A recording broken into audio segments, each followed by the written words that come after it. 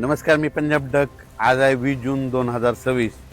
आतापर्यंत जे संपूर्ण महाराष्ट्रातले शेतकरी असो, संपूर्ण जनता ज्याची आतुरतेने वाट पाहत आहेत, तर तो क्षण आता जवळ आलेला आहे. नमस्कार शेतकरी मित्रांनो, आताची सगळ्यात मोठी आणि ताजी बातमी थेट हवामान खात्याकडून आणि महाराष्ट्राचे प्रसिद्ध हवामान अभ्यासक पंजाबराव डक यांच्याकडून समोर येत आहे. सध्या जून महिना अर्धा संपून गेलाय, तरीही काही भागात सूर्य आग ओकतोय, तर काही भागात वरुणराजाने हजेरी लावली आहे. शेतकरी वर्ग असो वा सामान्य नागरिक, प्रत्येक जण सध्या एकाच चिंतेत आहे. अहो, नेमका पाऊस पडणार तरी कधी आणि आम्ही आमच्या शेतात पेरणी कधी करायची? जर तुमच्या मनातही हाच प्रश्न असेल तर हा व्हिडिओ तुमच्यासाठी अत्यंत महत्त्वाचा आहे. कारण पुढील 5 दिवसांमध्ये महाराष्ट्रातील अशा 12 जिल्ह्यांना जोरदार पावसाचा इशारा देण्यात आलेला आहे, जिथे मान्सून धुमाकूळ घालणार आहे. पण मित्रांनो, एक गोष्ट लक्षात घ्या, हा पाऊस सगळ्या जिल्ह्यांमध्ये एकाच वेळी पडणार नाही. त्यामुळे आपण या 12 जिल्ह्यांची विभागणी 2 भागात केली आहे. पहिले 6 जिल्हे आपण लगेच पाहणार आहोत, पण उर्वरित 6 जिल्हे जिथे अतिधोका आहे ते आपण व्हिडिओच्या अगदी शेवटच्या भागात पाहणार आहोत.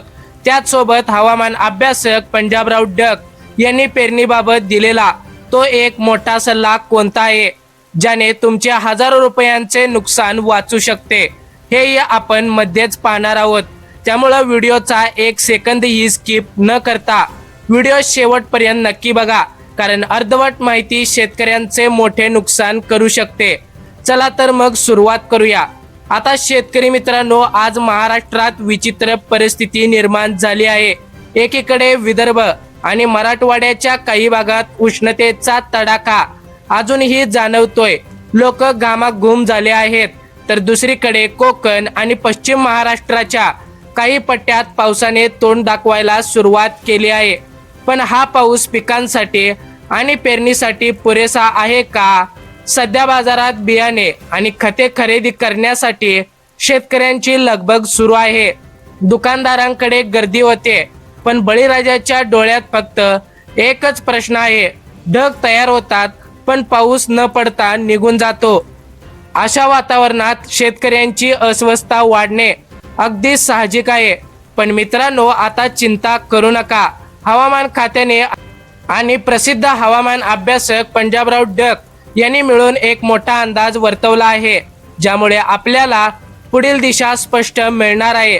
शेतकरी मित्रांनो, जेव्हा जेव्हा महाराष्ट्रात पावसाचा प्रश्न येतो, तेव्हा हवामान अभ्यासक पंजाबराव डक यांच्या अंदाजाकडे संपूर्ण महाराष्ट्राचे डोळे लागलेले असतात. त्यांच्या ताज्या अंदाजानुसार सध्या मान्सूनसाठी अनुकूल वातावरण तयार होत आहे. बंगालच्या उपसागरात आणि अरबी समुद्रात कमी दाबाचे क्षेत्र निर्माण होत असल्यामुळे पावसाचा जोर वाढणार आहे.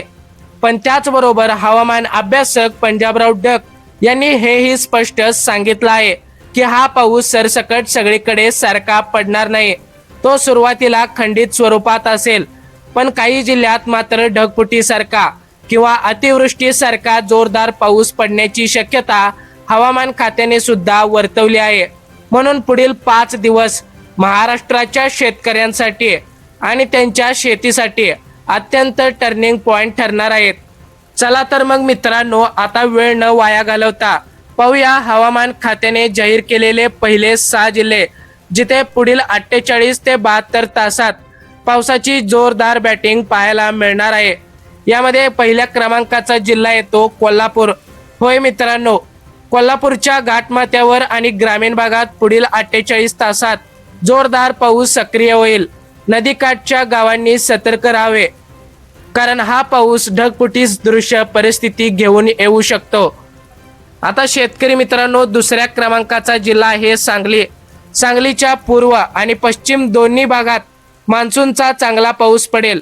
दुष्काळी पट्ट्यालाही मोठा दिलासा मिळण्याची शक्यता हवामान खात्याने वर्तवली आहे. आता तिसऱ्या क्रमांकाचा जिल्हा येतो सातारा. साताऱ्याच्या महाबळेश्वर, वाई आणि कराड परिसरात मुसळधार पावसाची शक्यता सुद्धा वर्तवण्यात आलेली आहे. मित्रांनो, आता चौथ्या क्रमांकाचा जिल्हा आहे सोलापूर. सोलापूरकरांची उष्णतेपासून सुटका होणार असून या जिल्ह्यात वादळी वाऱ्यासह पावसाची दाट शक्यता आहे. मित्रांनो, आता 5व्या क्रमांकाचा जिल्हा येतो छत्रपती संभाजीनगर. मराठवाड्यातील या महत्त्वाच्या जिल्ह्यात पावसाची प्रतीक्षा अखेर संपणार आहे. पुढील 3 दिवसात येथे मध्यम ते मुसळधार पाऊस पडणार आहे. मित्रांनो, आता 6व्या क्रमांकाचा जिल्हा येतो जालना. जालना जिल्ह्यातील शेतकरी बांधवांसाठी दिलासादायक बातमी अखेर समोर आली आहे. मोसमी पाऊस येथे सक्रिय होत असून पुढील 72 तासांमध्ये जोरदार पावसाची शक्यता वर्तवण्यात आलेली आहे. मित्रांनो, तुमचे गाव या 6 जिल्ह्यांमध्ये आहे का? नसेल तर काळजी करू नका, कारण उर्वरित 6 जिल्हे ज्यामध्ये उत्तर महाराष्ट्र आणि विदर्भातील अतिशय महत्त्वाचे जिल्हे आहेत ते आपण व्हिडिओच्या शेवटी पाहणार आहोत, ते पण काही मिनिटातच. पण त्याआधी हवामान अभ्यासक पंजाबराव डक यांनी पेरणीबाबत दिलासा दिलेला आहे. पण याआधी प्रसिद्ध हवामान अभ्यासक पंजाबराव डक यांनी पेरणीबाबत दिलेला अत्यंत महत्त्वाचा सल्ला काय आहे तो जाणून घेऊया. मित्रांनो, आता सर्वात महत्त्वाचा प्रश्न, पाऊस तर येईल पण पेरणी नेमकी कधी करायची? अनेक शेतकरी बांधव पहिला पाऊस पडला की लगेच दुसऱ्या दिवशी घाईघाईने ट्रॅक्टर किंवा बैलजोडी घेऊन शेतात जातात. पण मित्रांनो, हीच तुमच्या आयुष्यातील सर्वात मोठी चूक ठरू शकते. हवामान अभ्यासक पंजाबराव डक आणि कृषी विद्यापीठाच्या तज्ज्ञांच्या मते पेरणीबाबत काही कडक नियम सांगितले आहेत, ते नीट डोळ्यात फिट करून ठेवा. बघा, आता 75 ते 100 मिलीमीटर पाऊस. शेतकरी मित्रांनो, जोपर्यंत तुमच्या भागात कमीत कमी 75 ते 100 मिलीमीटर पाऊस पडत नाही तोपर्यंत पेरणीची घाई करू नका.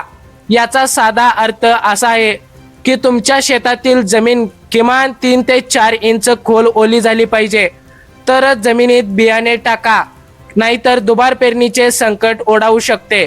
ज्या शेतकऱ्यांनी धूळ पेरणी केली आहे किंवा जे पहिल्या पावसात पेरणी करतात त्यांनी एक गोष्ट लक्षात ठेवा, जर पहिला पाऊस पडून नंतर 10 ते 12 दिवस खंड पडला तर कडक उन्हामुळे बियाणे जमिनीतच सडून जातील किंवा करपून जातील.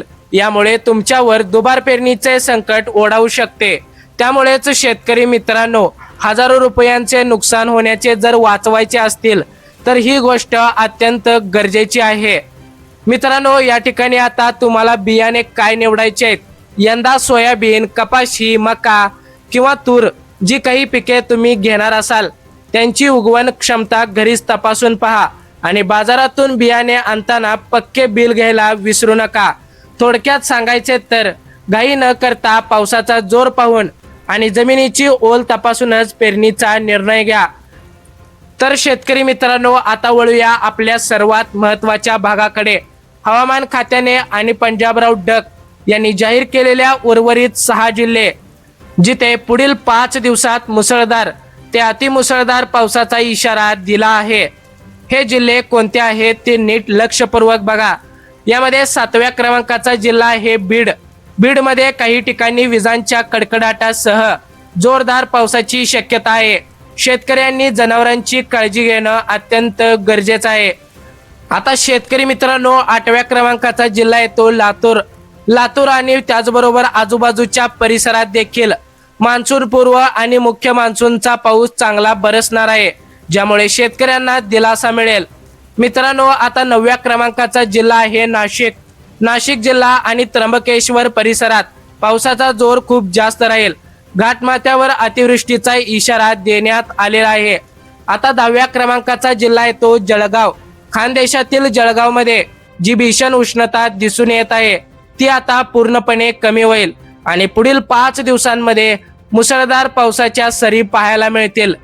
शेतकरी मित्रांनो, 11व्या क्रमांकाचा जिल्हा येतो अमरावती. विदर्भाच्या या भागात मान्सूनचे ढग वेगाने पुढे सरकत आहेत. पुढील 5 दिवसात येथे सलग आणि त्याचबरोबर मुसळधार पाऊस अपेक्षित आहे. त्याचबरोबर आता शेवटचा आणि सगळ्यात महत्त्वाचा जिल्हा येतो तो म्हणजे नागपूर. नागपूरसह आजूबाजूच्या जिल्ह्यांमध्ये हवामान खात्याने कडक इशारा जारी केला आहे. त्याचबरोबर वादळी वाऱ्यासह जोरदार पावसाची शक्यता वर्तवण्यात आलेली आहे. मित्रांनो, जर तुमचा जिल्हा या संपूर्ण 12 जिल्ह्यांच्या यादीत असेल तर मला आत्ताच खाली कमेंट करून सांगा तुमच्या गावाकडे सध्या काय परिस्थिती आहे. पाऊस पडतोय की अजूनही उन्हाच्या झळा सोसाव्या लागत आहेत. आता शेतकरी मित्रांनो, पावसाळा आनंद घेऊन येतोच, पण सोबत काही धोकेही आणतो. त्यामुळे पुढील 5 दिवस ही खबरदारी नक्की घ्या. पहिली गोष्ट म्हणजे विजांपासून संरक्षण. हवामान खात्याने विजांच्या कडकडाटासह पावसाचा अंदाज दिला आहे. त्यामुळे आकाश ढगाळ असताना शेतात किंवा झाडाखाली उभे राहू नका. आता नंबर 2, जनावरांची काळजी. आपल्या मुख्य जनावरांना विजेच्या खांबाजवळ किंवा मोठ्या झाडाखाली बांधू नका. नंबर 3, इलेक्ट्रॉनिक वस्तू. शेतकरी मित्रांनो, शेतातील पाण्याच्या पंपाचे कनेक्शन वादळी वाऱ्याच्या वेळी बंद ठेवा, अन्यथा शॉक लागून किंवा इलेक्ट्रॉनिक वस्तूंच्या बिघाडीमुळे तुमचा जीव जाण्याची शक्यता जास्त असते. तर शेतकरी मित्रांनो, ही होते हवामान खात्याची आणि त्याचबरोबर प्रसिद्ध हवामान अभ्यासक पंजाबराव डक यांच्या अंदाजानुसार संपूर्ण सविस्तर आणि अचूक माहिती. निसर्गाची साथ मिळाली की आपला बळीराजा नक्कीच सुखावेल, यात काडी मात्र शंका नाही. तुम्हाला ही माहिती कशी वाटली कमेंट करून नक्की सांगा. आणि तुम्ही कोणत्या जिल्ह्यातून हा व्हिडिओ पाहत आहात ते कमेंटमध्ये सांगायला विसरू नका.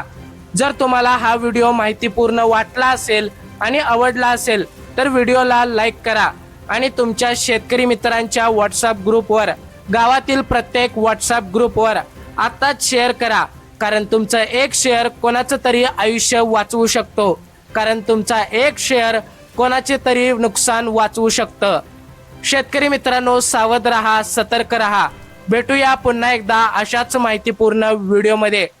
तोपर्यंत जय हिंद, जय महाराष्ट्र.